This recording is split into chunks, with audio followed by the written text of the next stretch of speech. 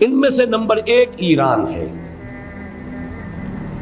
اگر ہم چلتے ہیں عرب سے مشرق کی طرف تو ایران ایک اعتبار سے یہ بازی لے گیا ہے پورے عالم اسلام پر.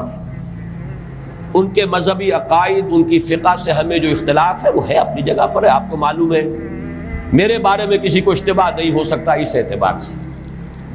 میری جس درجے دشمنی رکھی گئی ہے، جس طرح میرے سر کا جو ہے مطالبہ ہوتا تھا، 2 ہی آدمی تھے پاکستان میں کہ جن کے سر مانگے گئے، ایک کراچی کے وہ شاہ بلیغ الدین صاحب اور ایک نے.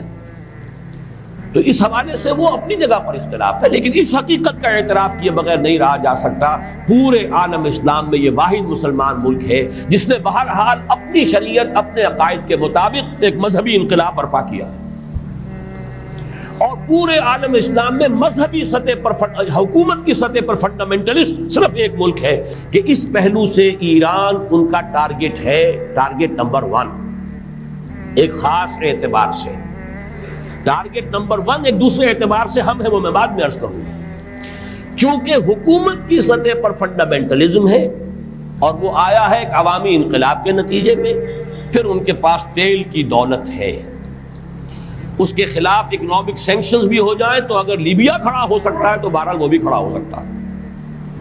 اور نقشہ وہ دنیا کو دکھا چکا ہے کہ لڑا دے ممولے کو شہباز، یہ نقشہ بھی اس نے دکھا دیا ہے. یہ ہے ایران کا معاملہ. نمبر 2 پاکستان. پاکستان 400 برس کی تجدیدی مساعی کا امین ہے، امانت دار ہے. پورے ہندوستان میں مجدد الفسانی رحمت اللہ علیہ، شاہ ولی اللہ دہلوی رحمت اللہ علیہ، سید احمد بریلوی رحمت اللہ علیہ اور ان کا جہاد، پھر اس 20ویں صدی عیسوی میں یا 14ویں صدی ہجری میں علامہ اقبال جیسا مفکر، مولانا مودودی جیسا مصنف، مولانا الیاس جیسا مبلغ، شیخ الہند جیسا مجاہد حریت، پورے عالم اسلام میں ان کا پیرلل کوئی موجود نہیں. یہ 400 سال کی تاریخ ہے. اس کی امانت اور اس کے نتیجے میں یہاں کے مڈل کلاس میں فنڈامنٹلزم کا ایک نیوکلیس ہے. اگرچہ حکومت کی سطح پر کوئی پیش رفت نہیں ہو سکی آج تک، بلکہ اب تو پسپائی ہو رہی ہے، اب پیچھے ہٹ رہے ہیں. وہ ہمارے ان سیاسی جو بھی زعماء ہیں، جو جماعتیں ہیں، ان کی غلطی اور الیکشن ہی کو واحد میدان بنا کر اس کے اندر اپنا سارا وقت و توانائی اور قوتیں ضائع کر دینا، یہ ہے در حقیقت جس کا کہ یہ صدا مل رہی ہے کہ اس اعتبار سے تو پسپائی کی طرف ہے معاملہ، کسی پیش رفت کی طرف نہیں ہے.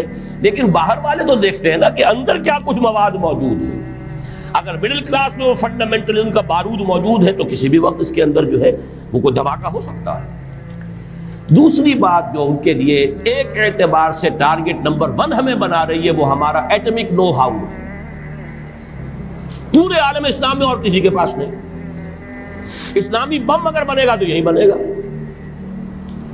یہ ہے مختلف اسباب جس کے بنا پر ایران اور پاکستان کو آپ بریکٹ کر لیجئے، یہ اس نیو ورلڈ آرڈر کا جو ٹارگٹ نمبر 1 ہے ایک اعتبار سے ایران ہے، ایک اعتبار سے پاکستان.